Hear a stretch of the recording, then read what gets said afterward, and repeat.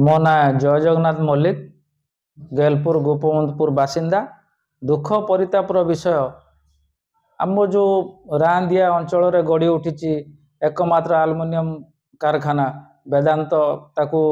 क्रय करके बर्तमान दुईटा फर्नेस निर्माण करिछि द्वारा हाइड्रोकार्बोनाइड गैस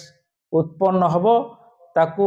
चंचकता करिकी प्रशासनिक स्तर ठारू आरंभ करिकी राजनैतिक स्तर प्रत्येक व्यक्ति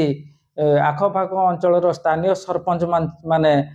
माने उत्कर्ष नहीं कंपनी पाखरु तांको लोक मानकर स्वास्थ्यगत समस्या लोक मानकर पारिपार्श्विक व्यवस्था को जलांजलि दे उत्कर्ष नहीं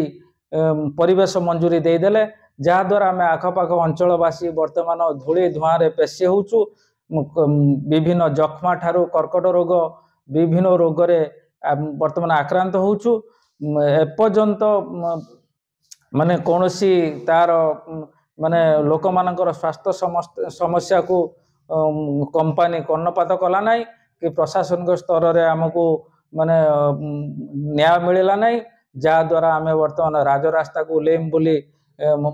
मनस्थिर करिछु। माने दुख लगुच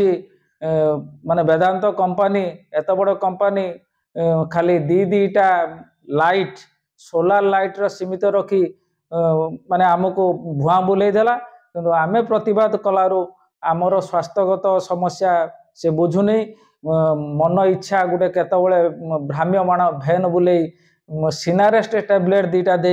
आमको लॉलीपॉप देला भलिया करुची